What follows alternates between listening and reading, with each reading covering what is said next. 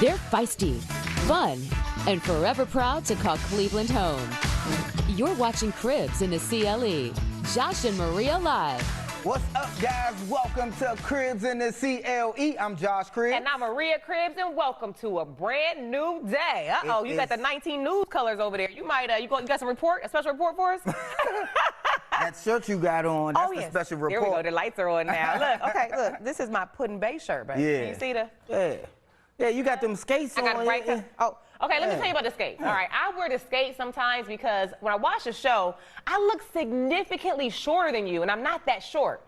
And so instead of getting one of those little boxes to stand on, every once in a while I want to feel myself and I'm not wearing no heels and kind of look you eye to eye. Is that the reason you wear skates to the work? No.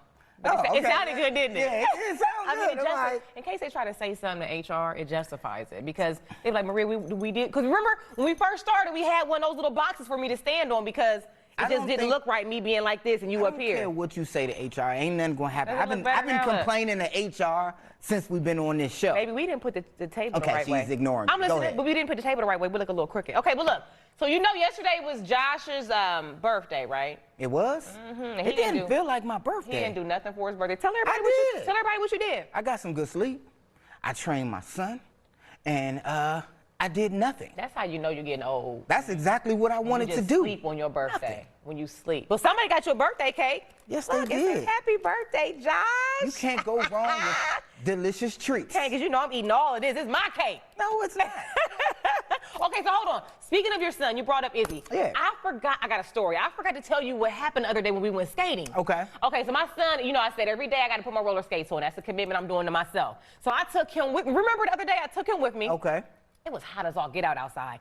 And so he had this idea, Mom, because usually I just go on the tennis course and just try to do some tricks and things like that. And he was like, Mom, let's go down a hill. And I was like, let's go down a hill. And you know that steep hill over there in Broadview? Okay. Okay. So I was like, no, I don't think we're ready for that. I mean, I do the skating rink skates, but you know. You don't think we ready for it? It's supposed to just been no. I said no. Okay. And so he was like, you know what? I'm going to go anyway. Is it okay? And I was just like, well, I can't. He's my son. I can't let him go without me. Ho. Huh? When no means no, it's not like a negotiation. Well, he was going to go anyway. No, I wasn't like, no, you can't. Yes, it should have been no, you can't.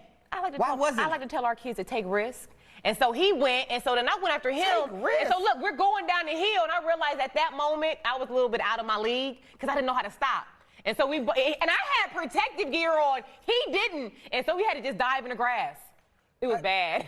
I forgot to tell you, babe. I think that's child endangerment. That's a steep hill. Don't be saying those words on the show. Yeah, like that. because I don't think when you say no, son, you can't do something. It's not a negotiation. You're not thinking about child endangerment. You're thinking the fact that he's an athlete and you don't want him to get injured. Why should you let him go down? No, he was gonna go anyway. I was like, you gotta live on the edge sometimes. Y'all remember yesterday when we said we showed a video of a baby going up the this way you can't leave the baby with the dads. You can't. I can't leave my son, my athlete, with his mom.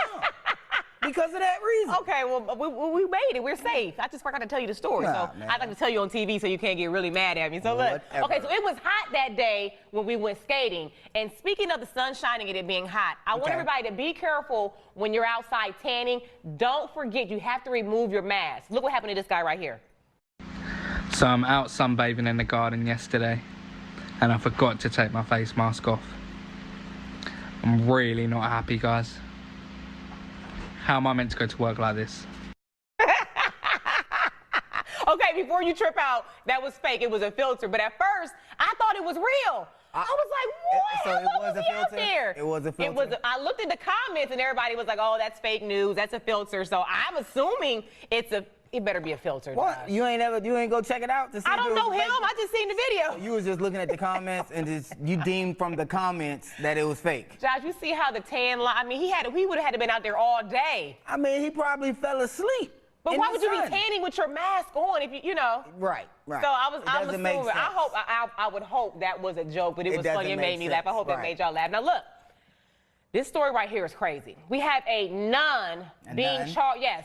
79-year-old Sister Mary Margaret pleaded guilty for stealing over $800,000 to help pay for her gambling trips. I thought a picture of Whoopi Goldberg was going to come up there. That should be a movie. I thought Whoopi Goldberg from Sister Act was going to come up there on the screen. This sounds like Sister Act 3.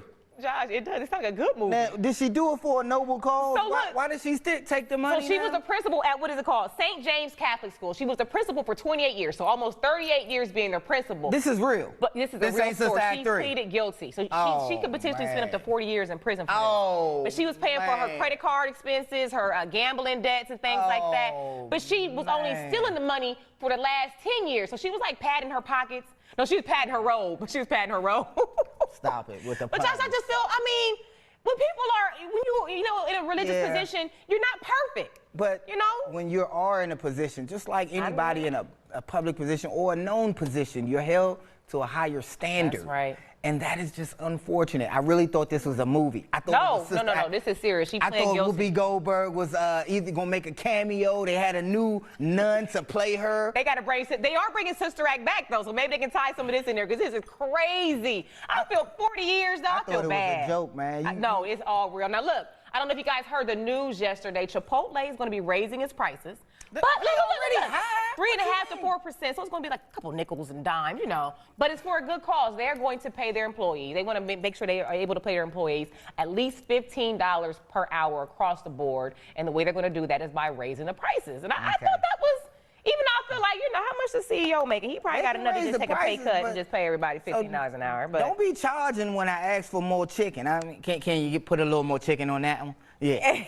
and some meat. The guac, give me extra guac because I'm paying your salary now. You can't look at it like you're paying their salary, Josh. It's not double meat, just a little more. You're skimped out on it. Okay, so look, there was this documentary on Netflix that I watched and I loved it, and I wanted to kind of tell you guys about it. It's called High on the Hog. Now, what is it about? You didn't get to watch it with me. I watched a little bit. It's about African cuisine and how it has its roots in American cuisine. Right. And the guy who does, his name is Steven something. He just did such a great job. You know, I love food. Right. And so just to watch to actually hear the history behind certain dishes and certain, they talked about a guy named, a man named Hercules, and he was Thomas Jefferson, I believe. He was his slave. Okay. And so he was also his cook. Chef. And so he created some dishes. He created the dish that we, you know, traditionally make as mac and cheese around the holidays and things like that. I remember he sent them to France or something like that. Yeah, you got the picture of that, the High on the Hog picture that I sent in? Because it's like, I want them to be able to see it when they go to Netflix because it was just a really good documentary. Okay. Carrie, do you have that picture, yes or no? Yeah. Oh, the video, okay, play the video. We call our food soul food. Cheers. This type of food, you can feel when you eat it. That aroma. The truth is, a lot of American food has its roots in African American food, traditions, and ingenuity. And you see, it already smells like mac and cheese. This standard yummy dish has a really old history. I'm Steven Satterfield, and I'm on a journey to uncover the stories of African American food and meet the new generation preserving our history. We charred and dressed this beautiful cabbage with hair preserves. Okra is African because it made the voyage with us. It did. We brought it to the New World. Despite the fact that we were in hell, we were suffering, somehow in all of that nonsense, we created a cuisine.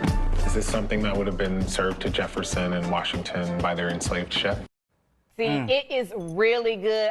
I'm willing to watch it with you again because I really loved it. Again? Because, you know, I like history, historical things like that. So, guys, make sure if you have Netflix, check out High on the Hog. Now, look, so all week long, we told you that Put-in Bay is a family destination, right? Well, coming up next, we're going to show you just how much fun you can have on a date or with the kids. Destination Put-in Bay continues when we return. Hey, you guys, we want to let you know that you can now watch full episodes of Cribs in the CLE on Roku, Amazon Fire, and Apple TV. So make sure you check us out.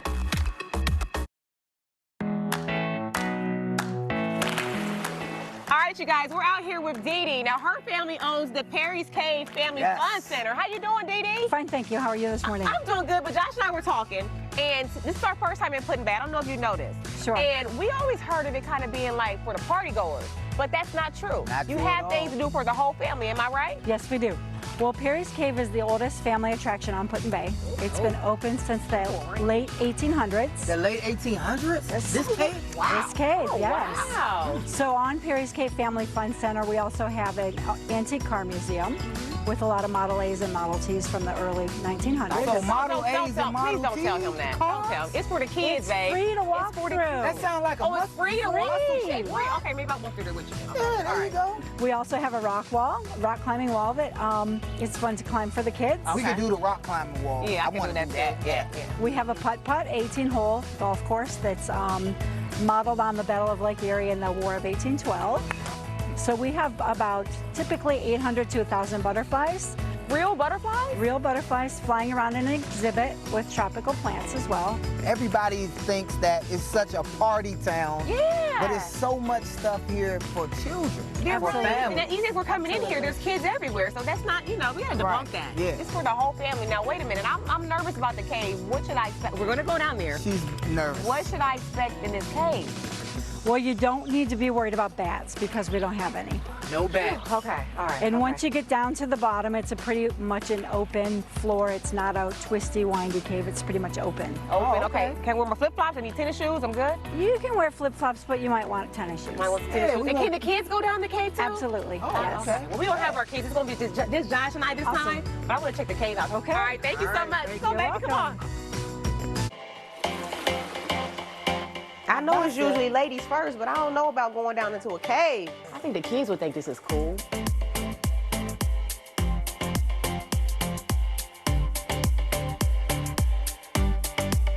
I'm gonna hold you just in case one of them spirits get you. Them no spirits go, oh man.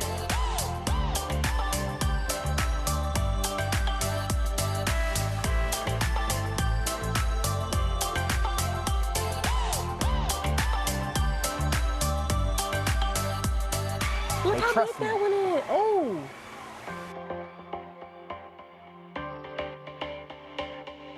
Come land on me.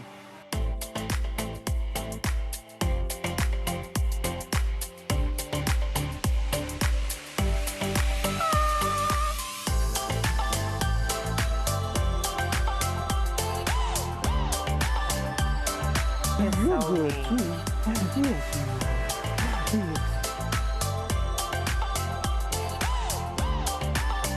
I need a new rock, so I'm gonna go search for some gems.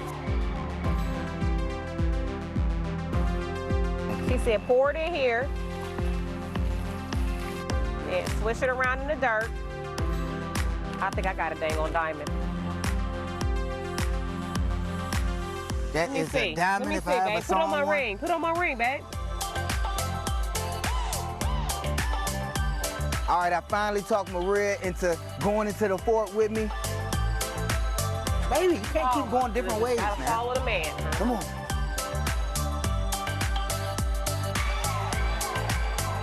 You're supposed to go up the stairs or something? I'm trusting in you, honey. Got a map? They didn't give you no map or nothing before they ain't give us nothing.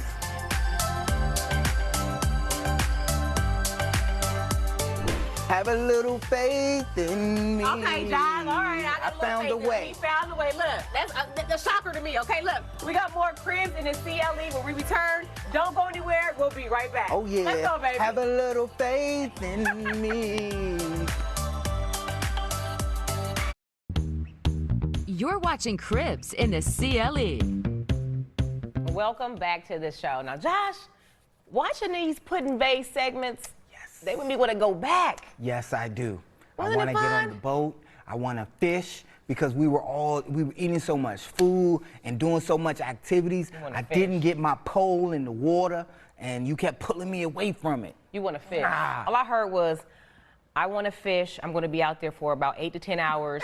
You find what you want to do in Put-in-Bay because they showed you all the bars and the maze and the butterflies. Maria, you go over there with the kids and do that. I'm going to fish for about 8. That's what I heard. You know how sometimes somebody's speaking and what they said and what you felt about it, it was received differently. That's what I heard. I just want to fish at least one time out there during the time when we go back. That's all. That's all. But how long? Okay, tell the audience, tell the viewers how long it usually takes you when you're fishing? I mean, because I chill, I relax. I sit on the dock of the bay. And can you give them like a time frame?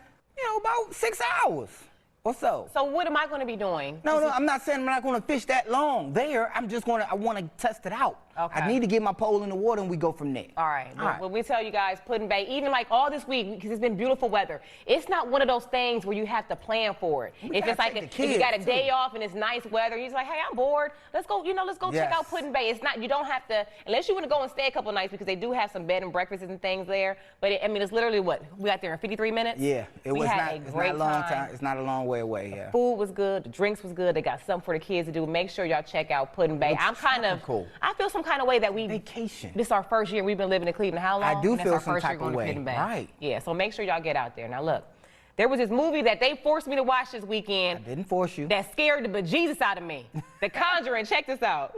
In 1981, Arnie Johnson pled not guilty. We think this family was cursed. By reason of demonic possession. I am not going before a grand jury and saying he was possessed by demons. Whatever happened that day, that was not Arnie.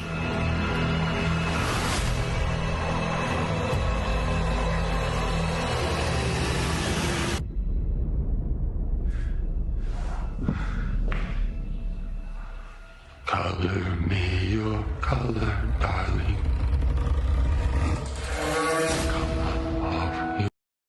Listen. Look, I gotta throw my holy water on the TV. The Christ. I ain't doing that.